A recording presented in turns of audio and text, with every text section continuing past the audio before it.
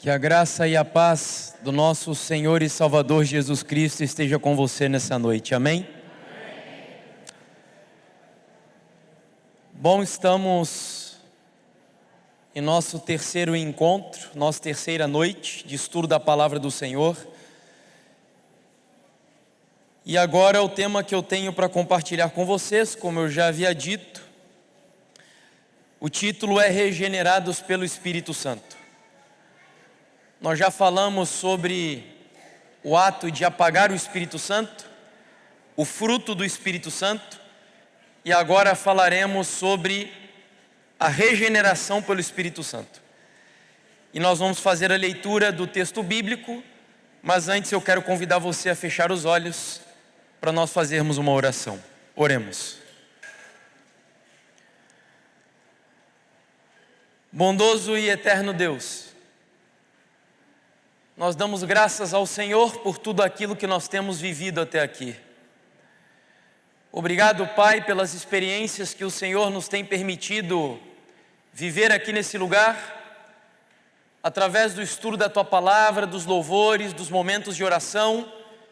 Obrigado porque mesmo em meio ao caos deste mundo que vivemos, nós ainda temos lugares como estes, uma cidade de refúgio, onde nós encontramos paz, onde nós encontramos esperança, onde nós encontramos exortação, disciplina, consolo, onde encontramos aquilo que é o mais importante para a nossa trajetória aqui na terra, que é a certeza de que um dia o pecado terá um fim e nós viveremos por toda a eternidade no reino dos céus.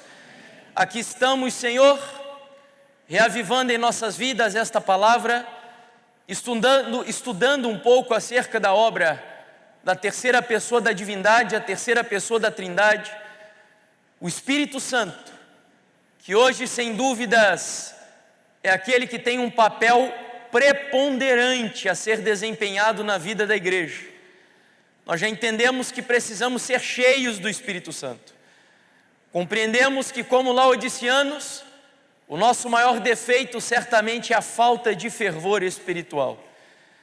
Mas terminamos o sermão da manhã, Senhor, sabendo que a esperança para o povo de Laodiceia, abrir o nosso coração e deixar com que Jesus entre através da obra do Espírito Santo em nossas vidas. E agora nessa noite, nós desejamos compreender como essa obra acontecerá. Já disse que é, em minha opinião, a mensagem mais sublime registrada na Tua Palavra, não por causa da teoria dessa mensagem, mas por causa do que ela é capaz de fazer em nossas vidas. E é por isso que eu quero pedir ao Senhor, prepara o nosso coração, que o Senhor afaste daqui de dentro dessa igreja todo espírito maligno que tente de alguma forma produzir em nós cansaço, preguiça, distração, enfim, que nada seja capaz de impedir a obra do Senhor aqui nessa noite, em nome do Senhor Jesus. Assume o controle desta igreja, pastoreia a nossa vida aqui nesse lugar, ó Deus. Nós não estamos te pedindo nem prata e nem ouro, nós só queremos viver uma experiência profunda com o Espírito Santo. Essa é a nossa oração, o nosso clamor. Usa a minha vida mais uma vez para a Tua glória, em nome de Jesus. Amém, Senhor Deus. João, capítulo 3, versículos 1 até o 10. João, capítulo 3,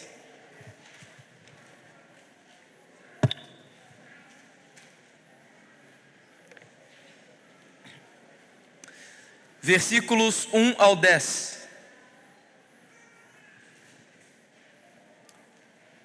Diz assim: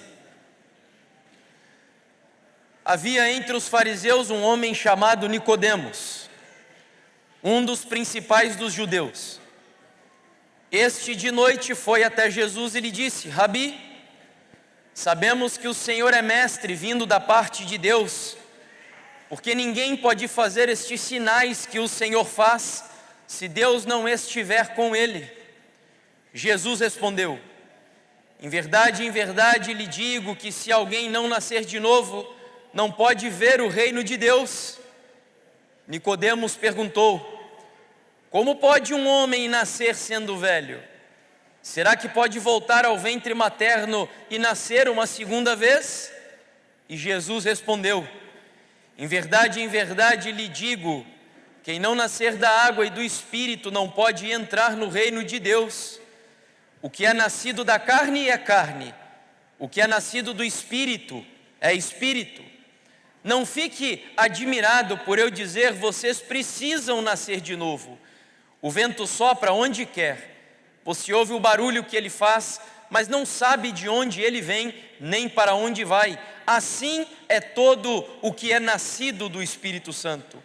Então Nicodemos perguntou: como pode ser isso? Jesus respondeu: você é mestre em Israel e não compreende estas coisas? Apenas até aí.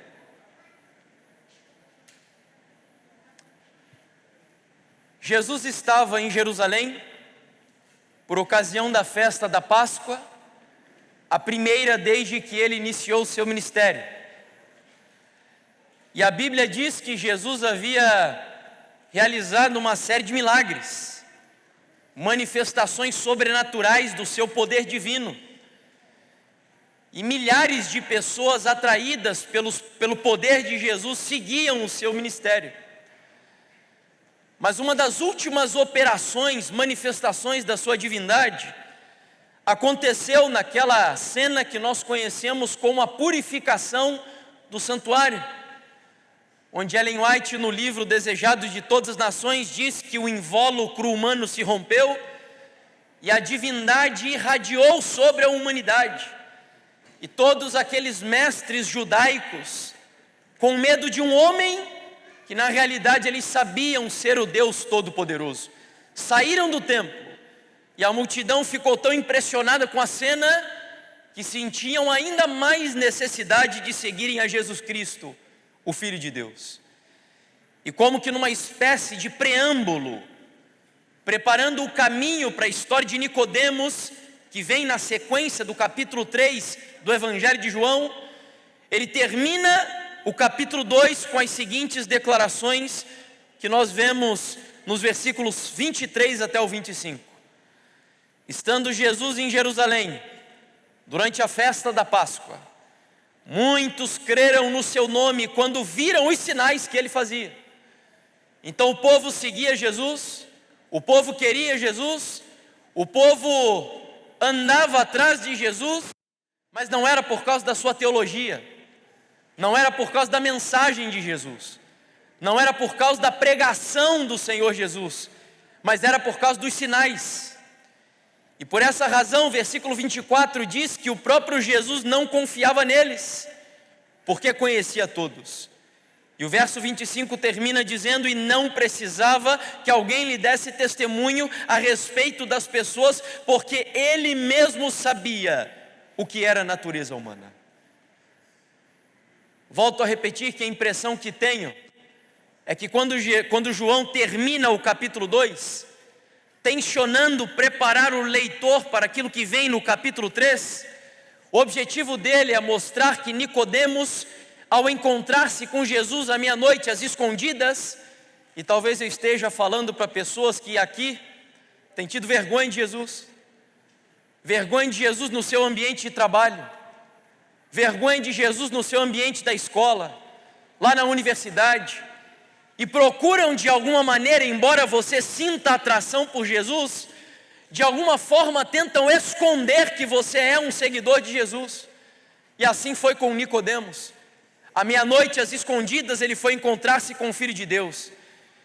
E creio, volto a repetir, que João, ao encerrar o capítulo 2, a intenção dele era fazer com que eu e você, a ler o capítulo 3 e o final do capítulo 2, entendêssemos que Nicodemos está diante daquele que a Bíblia diz possuir olhos como chamas de fogo. Alguém que é capaz de perscrutar os segredos mais íntimos da sua vida. Aquilo que o seu marido não sabe, mas você faz. Aquilo que a sua esposa não sabe, mas você faz. aquilo que o seu pastor ou o seu pai e a sua mãe não sabem, mas você está fazendo. Nicodemos estava diante daquele cuja Bíblia diz possuir olhos como chamas de fogo, que penetra todas as coisas. E a história bíblica continua dizendo que este homem à meia-noite, tentando ali conversar com Jesus, o chama de mestre. E parece louvável, parece algo digno de nota quando Nicodemos reconhece Jesus e o chama. Mas Rabi era Nicodemos. Nicodemos era um mestre. Gamaliel era um mestre. Jesus era muito mais do que aquilo que Gamaliel e Nicodemos representavam para a nação judaica. E quando Nicodemos chega para Jesus, tecendo elogios a ele, dizendo: Jesus, eu sei que tu és mestre em Israel, eu vejo os milagres que o Senhor faz, eu sei que esses milagres não provêm de um ser humano qualquer. Jesus olha para ele e diz: Nicodemos, eu não estou aqui para discutir teologia com você, eu tenho uma mensagem vital, importantíssima, crucial, fundamental, indispensável, sem a qual a sua vida estará perdida e lançada no lago de fogo.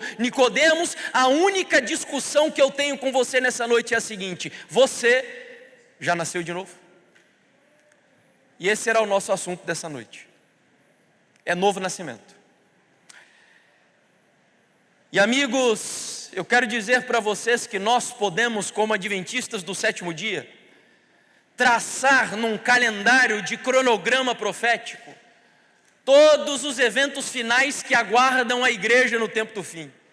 Você pode saber exatamente a ordem cronológica da chuva serôdia, do decreto dominical, da formação da imagem da besta, do selamento do povo de Deus, da sacudidura da igreja. Você pode saber exatamente tudo de maneira meticulosa, perfeita, específica, metódica, mas se você não nasceu de novo, nada disso servirá para você. Portanto, eu quero que você entenda que nós não estamos aqui tratando sobre um assunto periférico. É o tema da vida de um filho de Deus.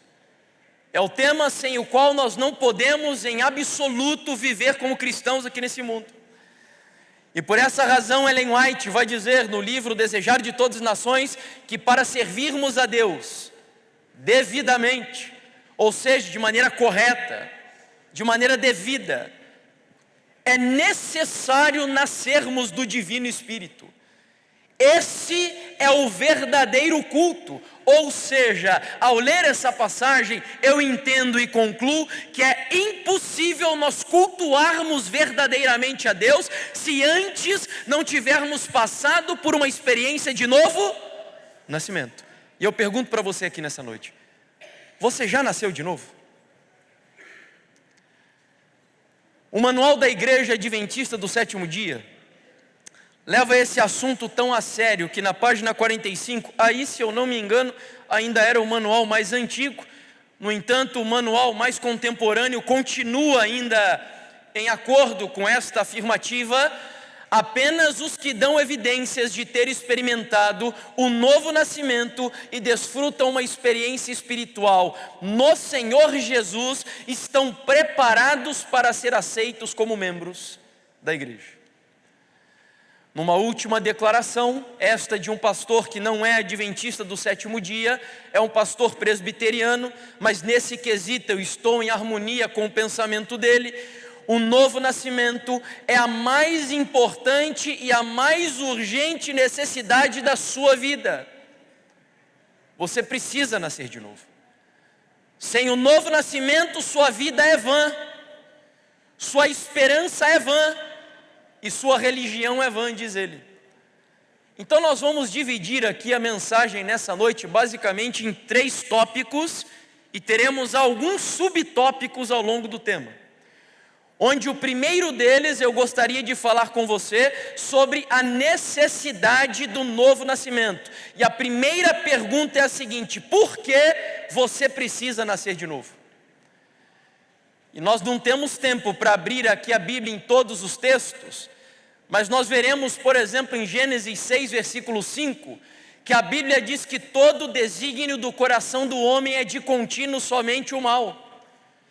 Jesus em Mateus também, se não me engano, capítulo 15, vai dizer que é do coração do homem que saem toda sorte de pecados do tipo idolatria, falsidade, adultério, fornicação, inveja, fofoca, egoísmo, orgulho, avareza e etc. E embora eu não concorde com a teologia dos calvinistas, eu gosto muito de um termo que eles usam para se referir à natureza humana. Quando eles falam da depravação da natureza humana, você precisa nascer de novo, porque a sua natureza é depravada. A sua natureza é imoral. A sua natureza é corrupta diante de Deus. Ellen White chega a dizer, eu estou parafraseando aqui, que dentro das suas veias correm o germen do egoísmo. Diferente de Jean-Jacques Rousseau, o autor do livro do Contrato Social, que diz que o ser humano é bom, mas a sociedade é que nos corrompe, e daí vem essa ideia contemporânea de que o ser humano é vítima da sociedade. Não, o ser humano é mau, o ser humano é intrinsecamente mau. Um lobo mora dentro de você, de tal maneira que eu lhe desafiaria aqui nessa noite. Pense no melhor ano da sua vida espiritual, aquele ano que você dedicou a Deus as suas melhores orações, aquele ano que você foi o mais fiel na devolução dos dízimos e ofertas. Pensa naquele ano que você se engajou profundamente com a missão da igreja, deu estudos bíblicos, distribuiu os livros no movimento do Impacto e Esperança, visitou pessoas, enfim, se envolveu profundamente com a igreja. Pense no seu melhor ano da sua experiência religiosa. Sabe o que a Bíblia diz que isso representa para Deus? Trapo de imundícia. Ellen White, comentando a respeito do que acabo de dizer, diz que se nós juntássemos tudo o que é bom, e santo, e nobre, e belo no homem, e nós apresentássemos o resultado aos anjos de Deus, como se desempenhasse uma parte na salvação da alma humana, ou na obtenção de algum mérito, a proposta seria rejeitada como que?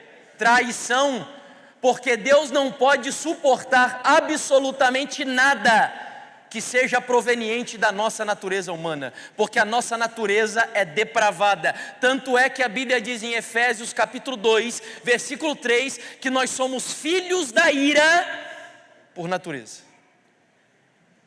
Então, em primeiro lugar, eu preciso experimentar um novo nascimento, porque o meu coração é contrário à vontade de Deus. A minha natureza é indisposta aos desígnios do Senhor. Mas em segundo lugar, eu preciso experimentar um novo nascimento, porque sem o novo nascimento você não pode ver ou entrar no reino de Deus. E isso está lá em João capítulo 3, nós lemos o texto, acompanhe comigo, não feche a sua Bíblia, a gente vai estar voltando a todo momento para João capítulo 3, versículos 3 e 5 agora, onde Jesus diz assim: em verdade lhe digo, que se alguém não nascer de novo, não pode ver o reino de Deus. Eu digo a você que você pode entrar no céu sem dinheiro, sem fama, você até pode entrar no céu sem cultura, e até sem religião, mas ninguém jamais será capaz de entrar no céu sem experimentar o novo nascimento. Porque Jesus diz aqui de maneira categórica que aqueles que entrarão no reino dos céus são aqueles que nasceram de novo. E Nicodemos aqui, se fazendo de desentendido, chega para Jesus e diz: mas Senhor, como assim? Acaso eu preciso entrar de novo no ventre da minha mãe? E Jesus diz: Nicodemos, você não está entendendo. Você precisa nascer da água e do Espírito Santo, porque se isso não acontecer, você jamais entrará no reino dos céus. Jesus diz, portanto, que lá no céu só entrará um tipo de pessoa: as pessoas que nasceram de novo. E eu fico impressionado, porque Jesus não disse isso para um qualquer. Eu entenderia se Jesus dissesse essas palavras, por exemplo, para a mulher samaritana. A mulher samaritana foi tomada por Jesus numa situação de imoralidade terrível. Jesus disse que ela tinha 5 maridos, que ela teve, e o que ela tinha agora não era marido dela, vivia uma vida de fornicação, de adultério. Eu entenderia se Jesus dissesse para ela: mulher, você precisa nascer de novo. Mas não foi para essa mulher que Jesus disse as palavras. Eu entenderia se Jesus falasse de novo nascimento com Zaqueu. Zaqueu era um ladrão. Zaqueu se aproveitava da fraqueza dos mais pobres para roubar deles, se aproveitando deles. Mas Jesus não falou com Nicodemos, ou melhor, com Zaqueu, sobre novo nascimento. Ele falou com Nicodemos sobre esse assunto. Eu entenderia se Jesus falasse com um ladrão na cruz. Se ele olhasse para o ladrão na cruz, diante daquelas palavras, e dissesse: olha, você precisa nascer de novo. Ele era ladrão. Ele fez parte de um motim na cidade de Jerusalém. Ele era inclusive membro de uma facção criminosa, cujo Barrabás era líder dessa facção. Mas Jesus não falou sobre novo nascimento com um ladrão na cruz. Ele falou sobre novo nascimento com Nicodemos. Essa citação de Ellen White é bastante forte. Quando eu a li pela primeira vez, ela me impressionou muito e continua me impressionando. A velha natureza, nascida do sangue e da vontade da carne, não pode herdar o reino de Deus. Os velhos caminhos, as tendências hereditárias, os hábitos antigos precisam ser abandonados, pois a graça não é herdada, diz ela. Quando homens que alegam ser cristãos retêm todos os seus defeitos naturais de caráter e disposição em que sua posição difere da dos mundanos, eles não apreciam a verdade como elemento santificador e refinador. Não nasceram de novo, diz ela. Então, em primeiro lugar, eu preciso nascer de novo porque o meu coração é contra Deus. Em segundo lugar, eu preciso nascer de novo porque sem o novo nascimento eu não vou entrar no reino dos céus. Mas em terceiro lugar, eu preciso nascer de novo porque o novo nascimento não é um conselho de Deus. Jesus não chegou para Nicodemos e disse: olha, Nicodemos, eu tenho um conselho para você, eu tenho uma dica para você, eu tenho uma recomendação para você. Não é uma ordem, é um mandamento. Jesus disse: Nicodemos, você precisa nascer de novo. É uma ordem. E eu te pergunto, para você que está aqui nessa noite: você já nasceu de novo? Você nasceu de novo? Segundo tópico do nosso sermão, nós vamos agora falar sobre a natureza do novo nascimento. E agora eu quero compartilhar com você, primeiro, o que não é novo nascimento. Na sequência nós veremos o que é novo nascimento, mas primeiro, o que não é novo nascimento. Em primeiro lugar, como nós vemos ali, novo nascimento não é ser bem-sucedido financeiramente. E é preciso dizer isso hoje. Aqui no Brasil e nos Estados Unidos da América, uma das teologias que mais cresce é a teologia da prosperidade, onde o povo aprendeu que você só está com Deus, que Deus só está com você se você ou tem progresso financeiro na sua vida, uma conta robusta, boa saúde. Se você é miserável, se você tem dificuldades financeiras, se você foi mandado embora da empresa, se a sua empresa quebrou, se você está padecendo enfermidade. Aliás, isso inclusive influencia até a nossa igreja muitas vezes, porque quando a minha esposa descobriu o câncer de mama, pessoas chegaram para ela e disseram: Bruna, é melhor você ver se não há alguma coisa na sua vida para Deus permitir que isso aconteça com você. Então as pessoas ainda têm esse hábito no nosso meio, e isso eu digo para você que é influência da teologia da prosperidade. Porque inclusive uma das maiores igrejas desse país, o slogan dessa igreja diz assim: pare de sofrer. Porque crente que sofre, na visão de muitas pessoas, não é de Deus.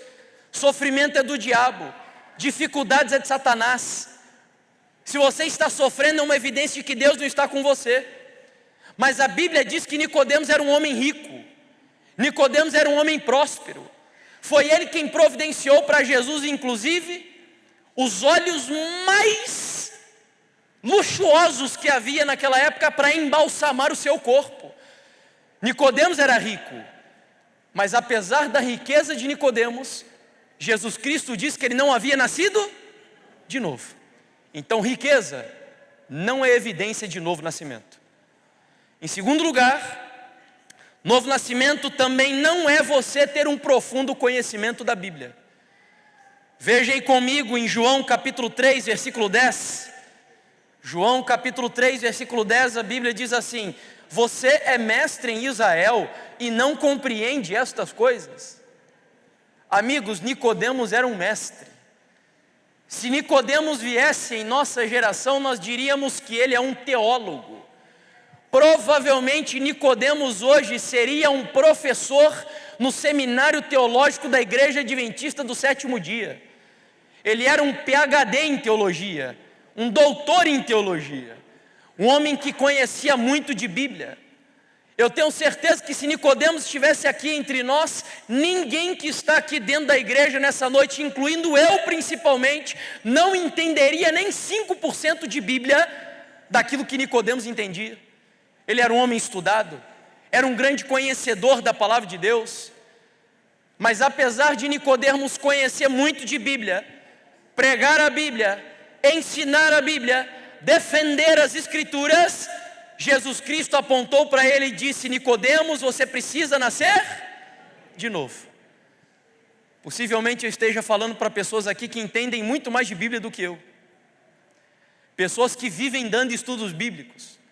Pessoas que gastam horas do seu dia, talvez lendo a Bíblia, estudando a Bíblia, perscrutando as coisas da palavra de Deus.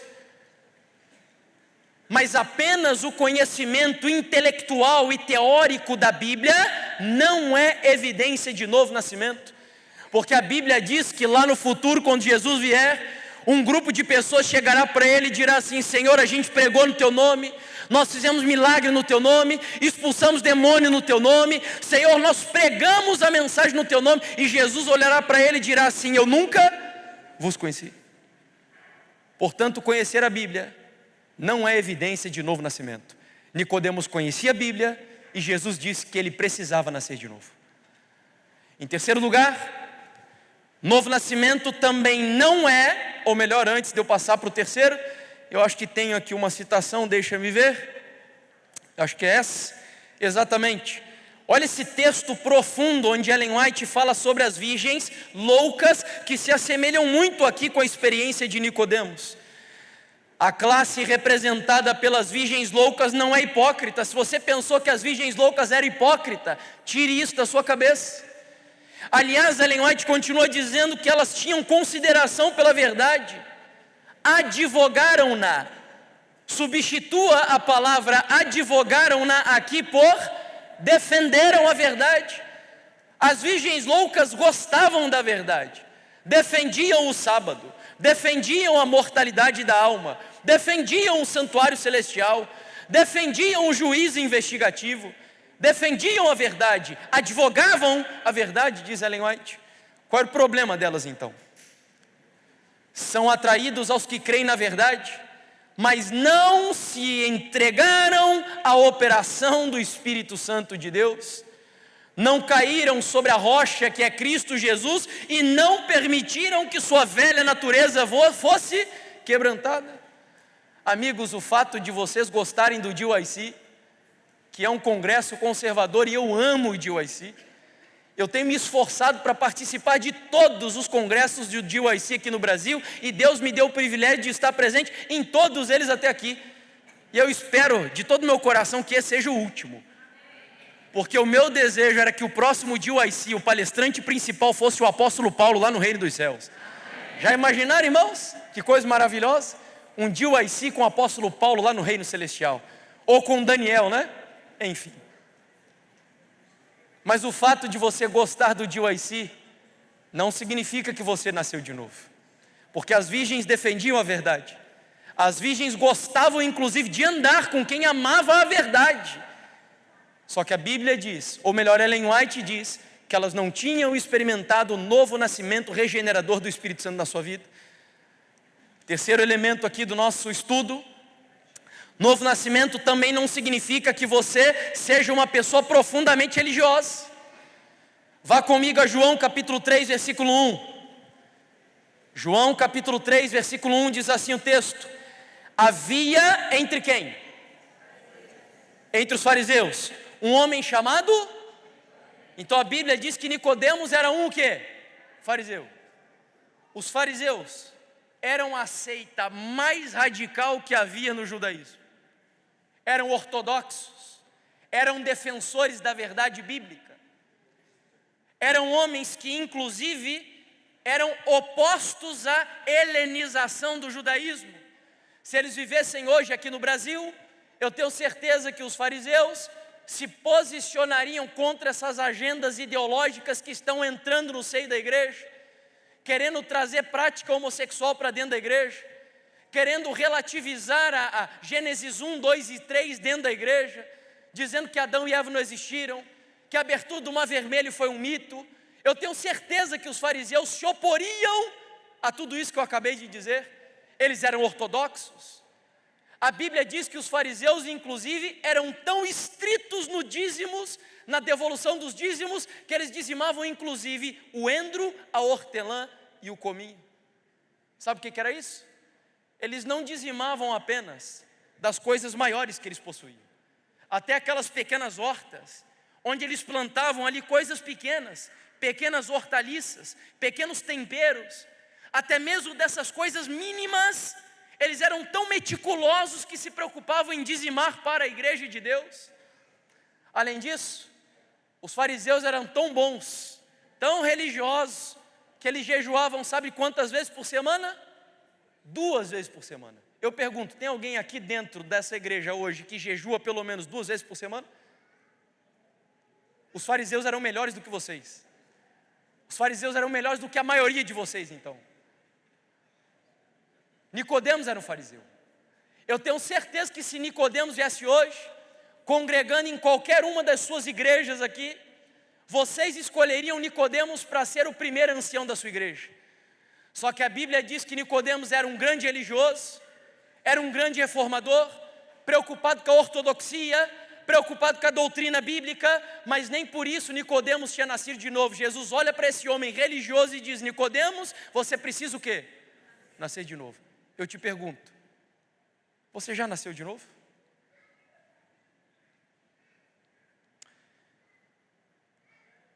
Em quarto lugar, eu também aprendo pela história de Nicodemos que novo nascimento não é ocupar um cargo de liderança na igreja. Vejam comigo ainda no versículo 1 de João capítulo 3. O texto diz que havia entre os fariseus um homem chamado Nicodemos, um dos quê? Um dos principais dos judeus. Ele não era só um fariseu. Ele fazia parte de um grupo que dentro do judaísmo era chamado de sinédrio. O sinédrio era composto, de acordo com alguns eruditos, por 71 membros que pertenciam à comunidade judaica mais importante daquela época. Ou era dos judeus, ou era dos fariseus, ou era dos saduceus. E a responsabilidade do sinédrio era zelar e cuidar pela moral, a ética, a civilidade e a ortodoxia no meio do povo de Israel. Nicodemos era um grande líder, um líder influente. Talvez eu esteja falando aqui para anciãos, para diretores de jovens, para diretoras de Ministério da Mulher. Talvez eu esteja falando aqui para líderes de vários departamentos em suas igrejas. Mas a Bíblia diz que Nicodemos era um líder na sua igreja, um grande líder destacado no meio do povo, e Jesus olhou para esse líder e disse: você precisa nascer de novo. Portanto, em quarto lugar, ter um cargo de liderança da igreja não significa que eu nasci de novo. Mas em quinto e último lugar,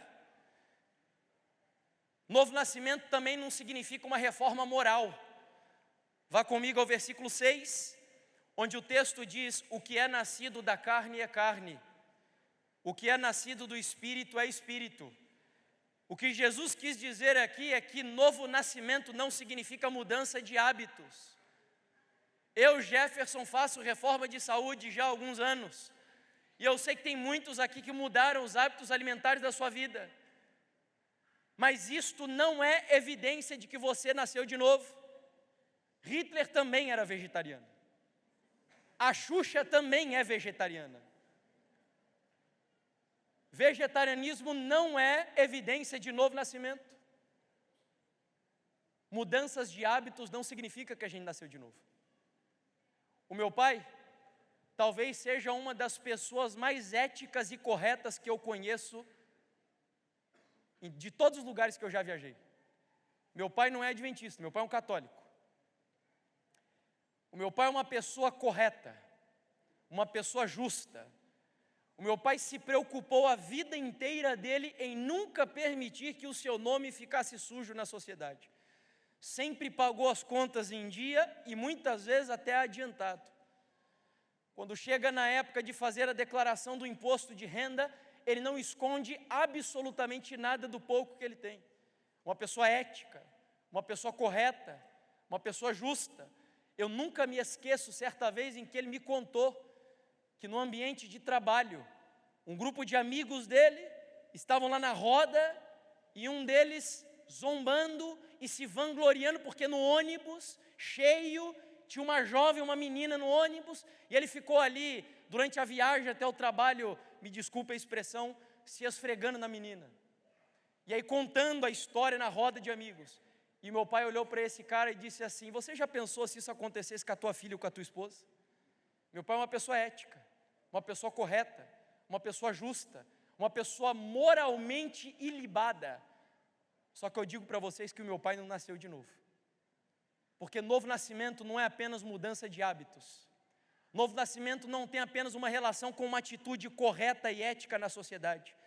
Não é apenas uma reforma moral.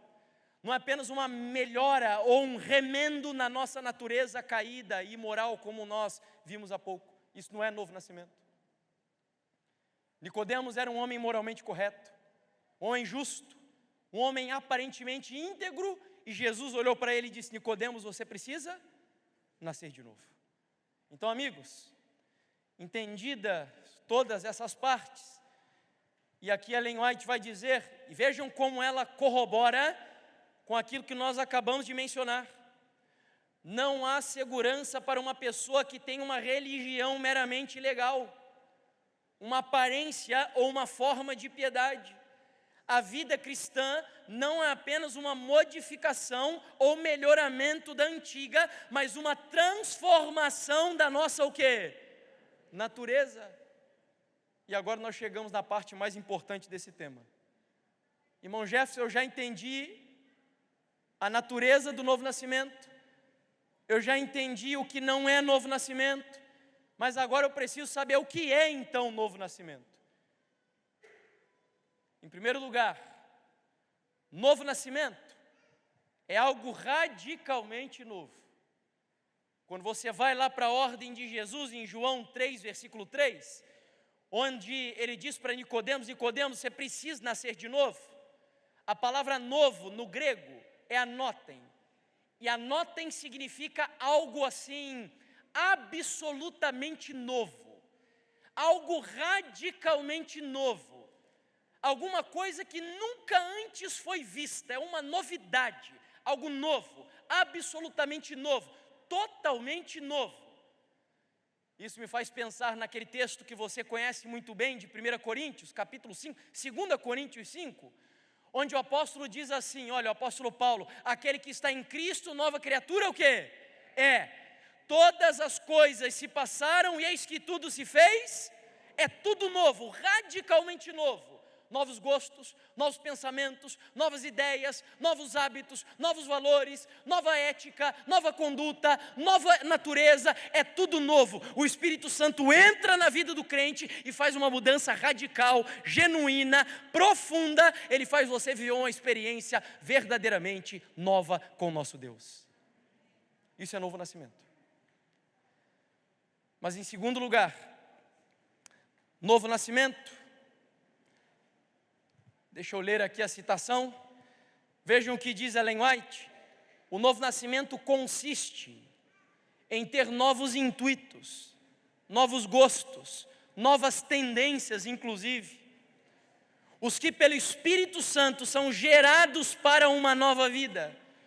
tornaram-se participantes da natureza divina, e em todos os seus hábitos e práticas evidenciarão sua relação com Cristo Jesus. Eu posso ouvir um amém? Amém. Não quer dizer que quando você nasce de novo, os seus hábitos não mudam. Apesar de hábitos mudados não ser evidência de novo nascimento, mas quando eu nasço de novo, é óbvio que o meu estilo de vida mudará. Mas nem toda pessoa que tem um estilo de vida diferente é evidência de que ela nasceu de novo. Você entende aqui as duas coisas? Segundo lugar, novo nascimento é uma obra exclusiva de Deus. Em João capítulo 3, versículo 3 diz: em verdade lhe digo, que se alguém não nascer de novo, não pode ver o reino de Deus. Quando nós temos um batizado na igreja, nós fazemos o exame do candidato. E nós olhamos para o candidato ao batismo e perguntamos a ele: você crê no sábado? Ele diz: creio. Você crê em Jesus Cristo? Ele diz: creio. Você acredita na mortalidade da alma? Ele diz: creio. E o máximo que nós podemos fazer é um exame exterior. Mas novo nascimento tem a ver com o interior, tem a ver com a própria natureza. De tal maneira que uma pessoa que nunca foi batizada na igreja, ela pode ter nascido de novo, mesmo sem ter descido as águas ainda. Porque novo nascimento, eu volto a repetir, não tem a ver apenas com o exterior, mas tem a ver com uma mudança na natureza, no próprio interior da pessoa. E só Deus pode fazer isso. É um milagre de Deus. Deus é soberano. Inclusive, eu lembro das palavras, não lembro se é do profeta Jeremias: você pode tentar nascer de novo por suas forças, mas você não vai conseguir. Porque Jeremias diz assim: acaso pode o etíope mudar a cor da sua pele? Ou o leopardo tirar as suas manchas? É possível isso, irmãos? Não. E da mesma maneira que é impossível o leopardo fazer tal coisa e o etíope mudar a cor da sua pele, é impossível um cristão por si mesmo ter uma experiência de novo nascimento. Porque só Deus pode dar a você a experiência do novo nascimento. Avançando aqui, Ellen White vai dizer que a mudança de coração representada pelo novo nascimento somente poderá ser efetuada pela eficaz atuação do Espírito Santo. Só Ele pode limpar-nos de toda a impureza. É uma obra do Espírito Santo de Deus. Em penúltimo lugar, estamos chegando próximo da conclusão. Em terceiro lugar, novo nascimento é uma transformação interior realizada pelo Espírito Santo. E agora eu preciso que você lembre-se bem aqui do que Jesus disse. Jesus chegou para Nicodemos e disse o seguinte: Nicodemos, você precisa nascer da água e do Espírito. Qual foi a primeira vez, vou aproveitar esse tablado que está aqui, vou chegar um pouquinho mais perto de você. Qual foi a primeira vez na Bíblia em que água e Espírito aparecem em conjunto? Você lembra? Na criação, no relato da criação. E quando eu acredito que Jesus usa o símbolo da água associado ao novo nascimento, eu creio que Jesus estava na mente de Nicodemos, levando para aquilo que era uma experiência bastante presente da geração dele. Porque havia alguém que batizava as pessoas com água, e esse alguém era quem? João Batista. E a gente sabe que o batismo de João, que é o batismo nas águas, era um batismo para o quê? Você lembra? Olha aqui para mim agora. É impossível você nascer de novo se você não tiver uma primeira experiência de arrependimento profundo na sua vida. E eu quero fazer uma pergunta para você. Qual foi a última vez que você saiu de uma igreja, depois de um culto, chorando? Mas não chorando porque você ouviu uma música que te emocionou. Não chorando porque você sentiu algum momento emotivo meramente que fez com que você derramasse lágrimas, não. Qual foi a última vez que você saiu da igreja chorando por causa de convicção de pecado na sua vida? Porque você foi tão impactado e se enxergou diante de Deus como um pecador miserável, imundo diante do Senhor, e sentiu tanta necessidade de Deus, que você em pranto se colocou diante do Senhor e disse: Deus, me perdoa, Deus, porque eu sou um pecador miserável. Qual foi a última vez que você teve uma experiência semelhante de Pedro? Você vai lembrar que o apóstolo Pedro, certa vez ele estava em uma embarcação, passou a noite inteira tentando pescar e não conseguiu. Amanheceu o dia, a multidão já estava apinhada na praia esperando Jesus Cristo para vê-lo pregar. Diz então a Bíblia que Jesus olha ali na praia e havia um barco.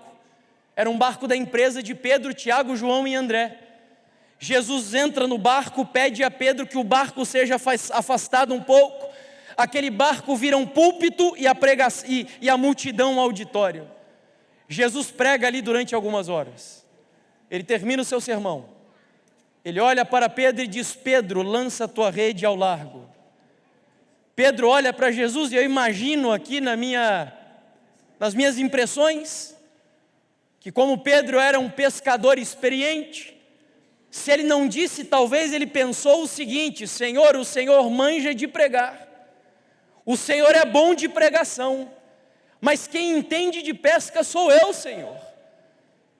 E eu sei que aqui em Israel o melhor horário para pescar é à noite, porque os peixes vêm à noite para cima, para a superfície. E eu passei a noite inteira pescando e não teve peixe nenhum, Senhor.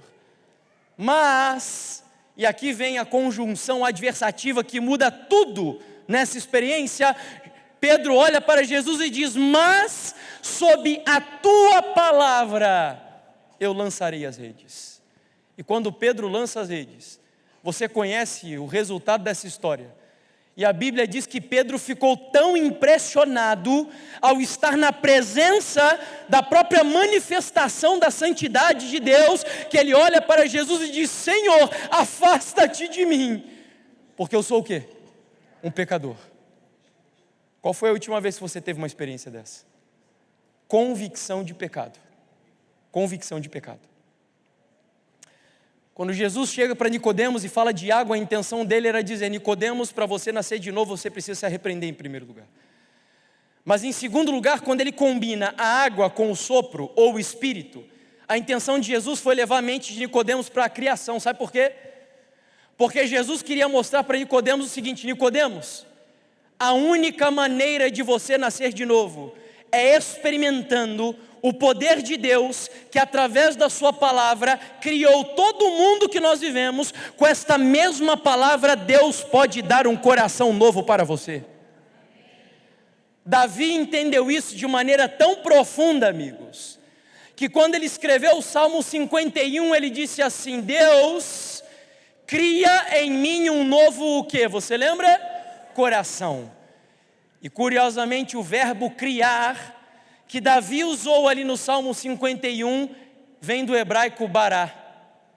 E quando você vai para Gênesis capítulo 1, versículo 1, a primeira sentença da Bíblia diz assim: Bereshit bara Elohim, ou seja, no princípio o quê? Criou Deus os céus e a terra. Quando Davi usa o mesmo verbo que foi usado lá no ato da criação, é como se Davi estivesse dizendo assim: Deus, com o mesmo poder que o Senhor, pela tua palavra, colocou luz em meio às trevas, ordem no caos, deu vida para as coisas que não existiam, beleza no meio da feiura, com o mesmo poder da tua palavra, cria em mim um novo coração, em nome do Senhor Jesus. Quando Jesus diz para Nicodemos nascer da água e do Espírito, a intenção de Jesus foi mostrar a ele: Nicodemos, creia na palavra de Deus, porque ela é a única capaz de dar a você uma nova vida e um novo coração. Finalizamos com a quarta e última razão, ou melhor, a quarta e última característica do novo nascimento. O novo nascimento é uma obra livre e misteriosa do Espírito Santo, porque a Bíblia diz que o Espírito Santo sopra onde Ele quiser, e eu tenho algumas experiências sobre isso para contar para você. O Espírito Santo, ele pode soprar no terreiro de macumba, o Espírito Santo pode soprar quando a pessoa estiver injetando heroína na veia, o Espírito Santo pode soprar aqui dentro do DYC, O Espírito Santo pode soprar lá enquanto a pessoa está no meio da balada. Com o meu cunhado isso aconteceu, e alguns sabem da história dele, porque eu já compartilhei nas redes sociais. O Espírito Santo sopra onde Ele quiser, do jeito que Ele quiser, quando Ele quiser e como Ele quiser. Porque o Espírito Santo é livre e soberano. Nós não conseguimos controlar a obra do Espírito Santo de Deus. Por exemplo, há alguns anos, eu estava pregando em um grande internato da nossa igreja aqui no país. E ao terminar uma pregação bastante racional, falando sobre liberdade, eu terminei a mensagem, uma jovem disse que queria falar comigo. Foi a única no meio daquele auditório.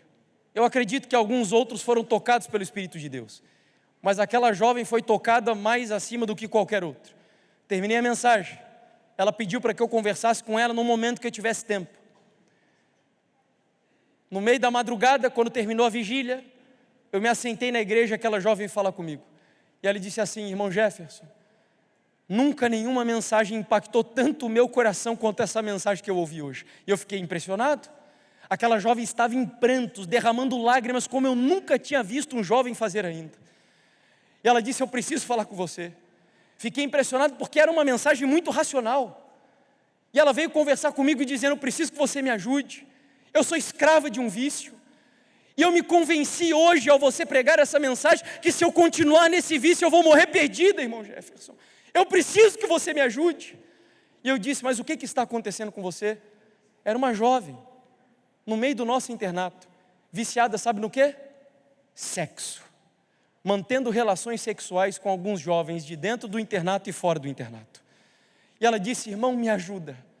Eu preciso descobrir uma forma de me libertar desse vício. Eu gosto disso. Eu tenho praticado isso com jovens daqui, de dentro e de fora da universidade, chorando, em prantos. E a única coisa que eu consegui perceber naquela noite é que o Espírito de Deus convenceu aquela jovem de pecado, porque o Espírito Santo é livre e Ele opera do jeito que quiser e quando quiser. No entanto, numa outra situação, eu estava pregando em uma igreja, fazendo uma semana jovem na cidade de Jacarandá, lá no interior do Espírito Santo. Chegando próximo do final de uma das mensagens, eu fiz um apelo para que pessoas tomassem uma decisão de entregar a vida ao Senhor Jesus.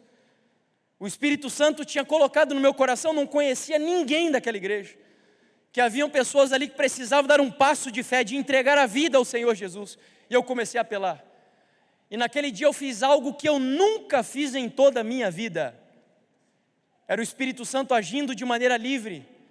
Eu continuei insistindo para que a pessoa tomasse a decisão. Desci do púlpito da igreja, da plataforma. Comecei a andar no meio da igreja. Parei em um lugar e continuei apelando para que a pessoa tomasse uma decisão. E nada aconteceu. Voltei, encerrei a mensagem. Fui para o hotel. E quando eu chego no hotel e olho o meu celular, uma mensagem no direct do meu Instagram. Era uma jovem dizendo: irmão Jefferson, ore pelo meu namorado. A pessoa por quem você estava apelando nessa noite era ele. E como eu soube disso, e como ela soube disso? Porque ele contou para ela que enquanto eu estava ali falando, ele estava conversando com Deus em oração, dizendo: Deus, se o mensageiro continuar apelando, eu vou. E eu continuei, e ele disse: Deus, eu preciso que o Senhor me dê um sinal, se ele sair de onde ele está, eu vou. E eu saí de onde eu estava. Deus, eu preciso que o Senhor me dê mais uma evidência. E eu não sabia, mas quando eu parei no meio da igreja, e eu continuei apelando, eu parei exatamente do lado de onde esse jovem estava sentado. Era o Espírito Santo agindo de maneira livre. Mas enquanto uma jovem escolheu obedecer aos apelos do Espírito do Senhor, um outro jovem escolheu resistir aos apelos do Espírito do Senhor.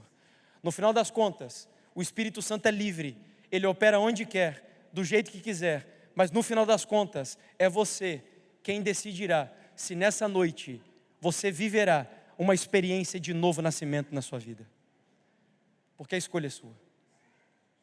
E amigos, aqui nessa noite, eu acabei de pregar para você a mensagem que, em meu ponto de vista, como eu disse, é a mais sublime de toda a palavra de Deus: regeneração.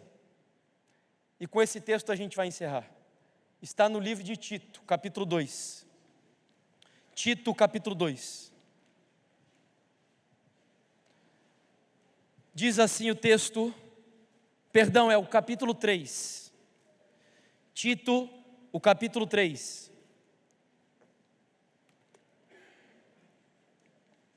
Versículos 3 até o 5. Diz assim: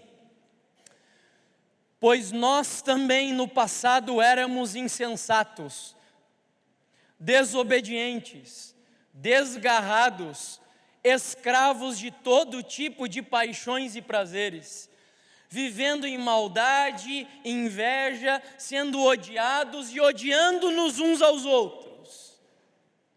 Mas, quando se manifestou a bondade de Deus nosso Salvador, e o seu amor por todos, Ele nos salvou, não por obras de justiça praticadas por nós, mas segundo a sua misericórdia, Ele nos salvou mediante o lavar regenerador e renovador do Espírito Santo. Bendito e louvado seja o nome do Senhor.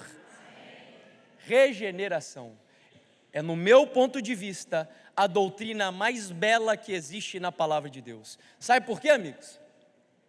Falando de maneira humana, humanamente falando, eu diria que é mais fácil Deus criar ex nihilo, ou seja, do nada, do que Deus pegar um coração corrupto como o meu e o seu e transformar esse coração num coração semelhante ao de Jesus.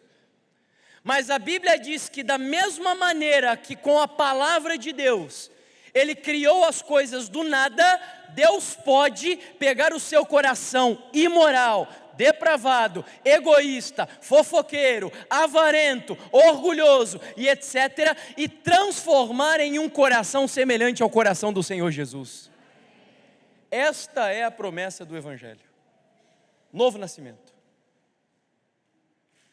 E a pergunta continua: você já nasceu de novo? Nós vamos agora, nesse momento, ao encerrar essa mensagem, ter uma mensagem musical. Eu não vou chamar você para se levantar agora. Eu vou convidar um grupo específico de pessoas para virem aqui à frente. Porque eu sei que quando levanta, como eu disse, todo mundo levanta. E eu não sei se você sabe o que significa um apelo na igreja. Nós, como adventistas do sétimo dia, temos o costume de fazer apelos, isso é importante, é bom. E eu diria que é fundamental, é indispensável. Porque toda mensagem, quando é pregada, demanda uma decisão. Mas por que um pregador faz um apelo? É por capricho do pregador? É porque ele gosta de ver a igreja respondendo aos apelos da sua mensagem? Não. É porque nós vivemos num grande conflito. Deus sabe o que vai dentro do seu coração. Deus não precisa de apelos. Deus sabe. Mas o diabo não sabe. Os anjos não sabem. Os demônios não sabem. E para que Deus realize as obras dele na sua vida, você precisa autorizar. Você precisa responder.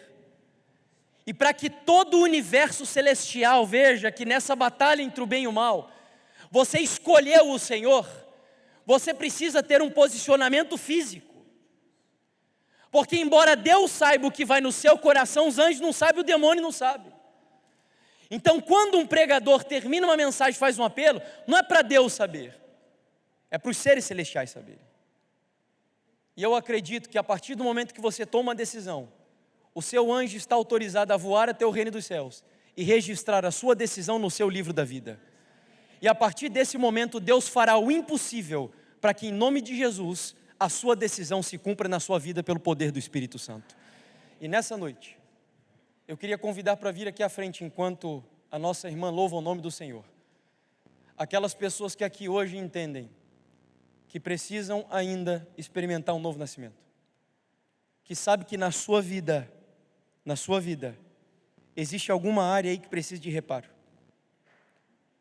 É só você e Deus que sabe.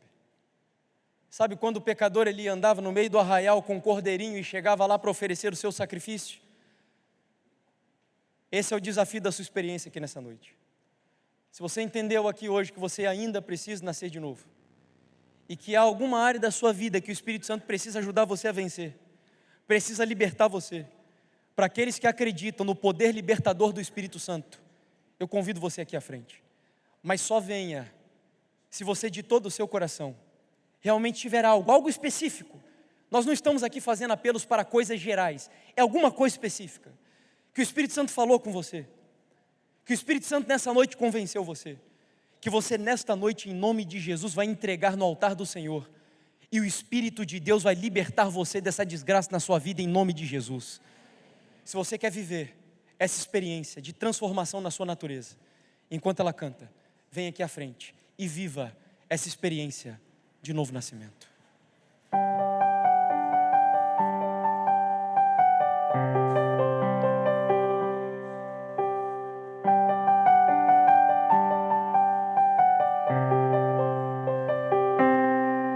Meus pais me disseram que sábios não falam muito,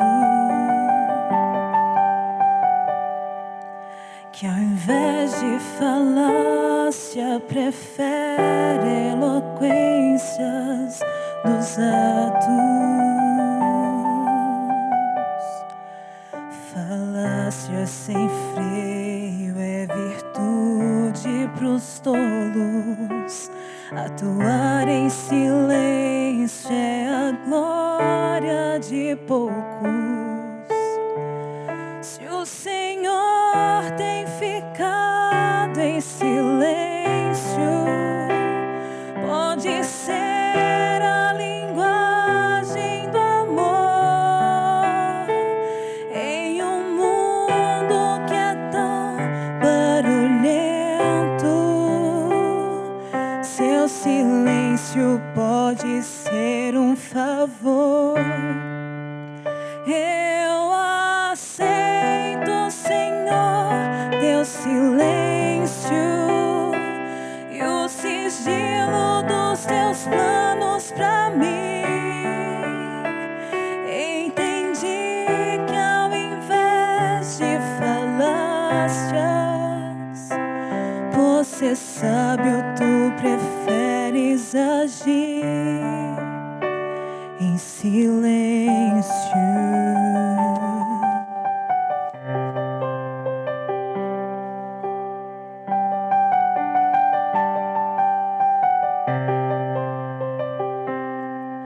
Ainda que falte a figueira, os frutos do campo, que a seca desfaça a colheita, frustrando os meus planos.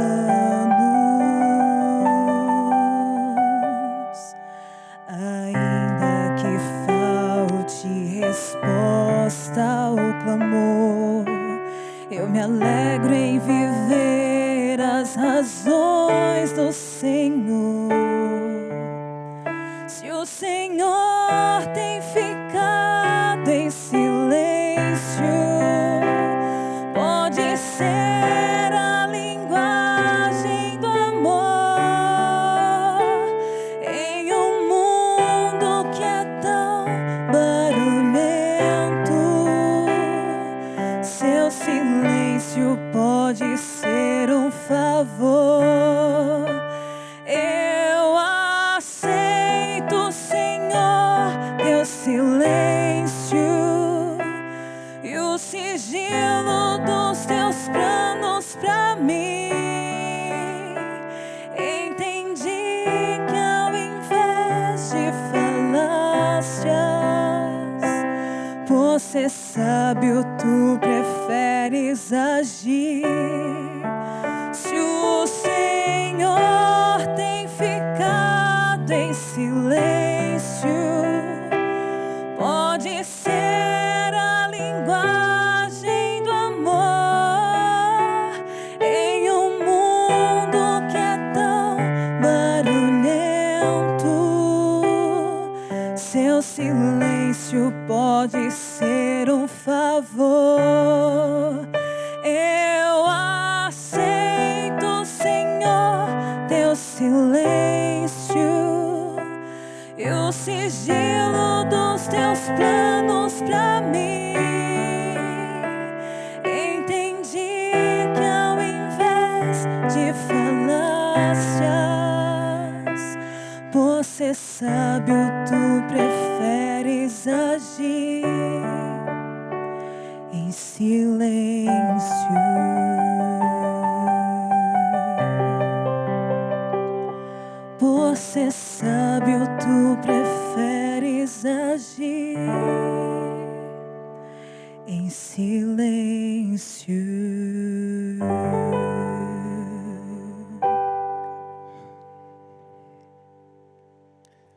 Nós vamos quebrar o protocolo um pouco agora ao final. Eu sei que vai ser um pouco difícil, mas se nós conseguirmos, eu gostaria de fazer essa oração de joelhos e gostaria de dar 30 segundos para você falar com Deus sobre a sua decisão. Em seguida eu concluo com a oração final.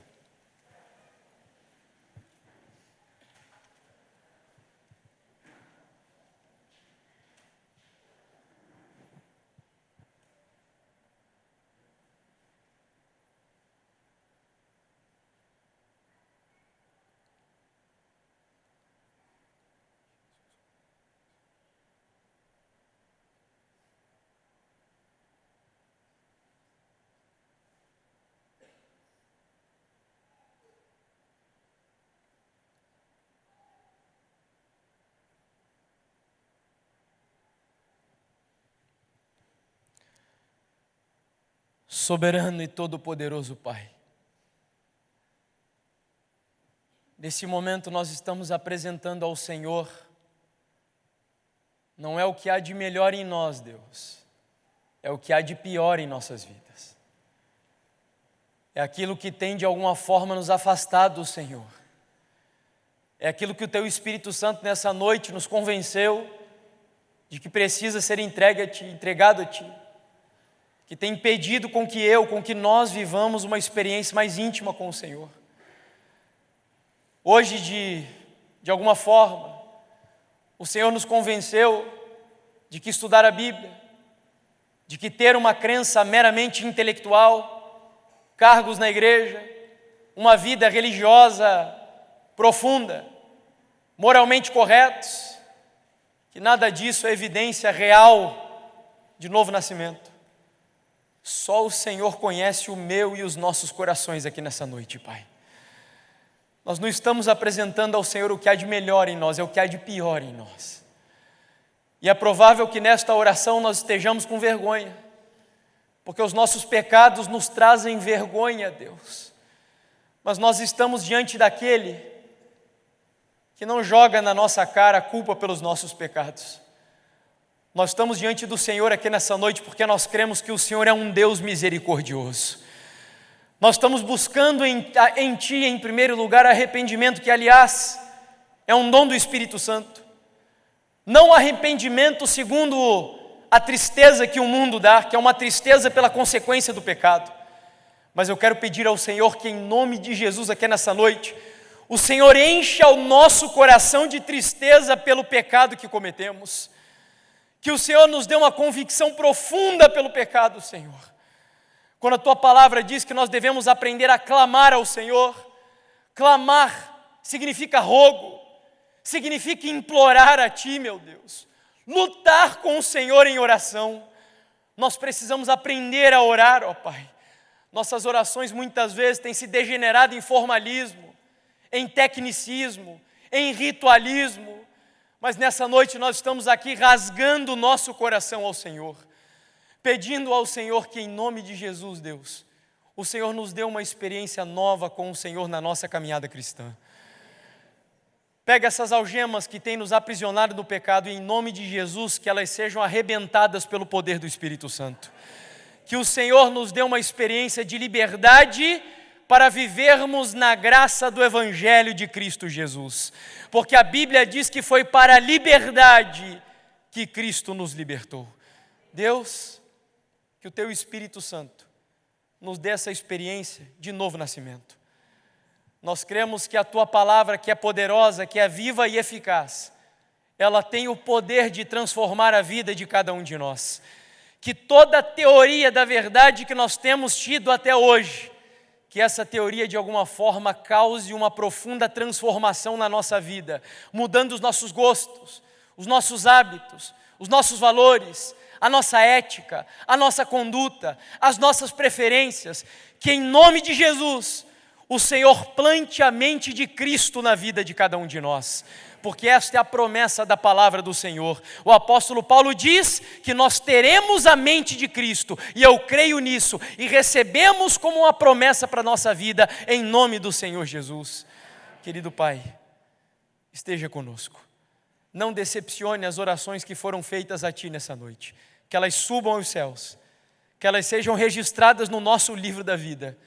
E que nesta noite o Senhor nos dê o poder do Espírito Santo para resistir e vencer o pecado na vida de cada um de nós. Essa é a nossa oração.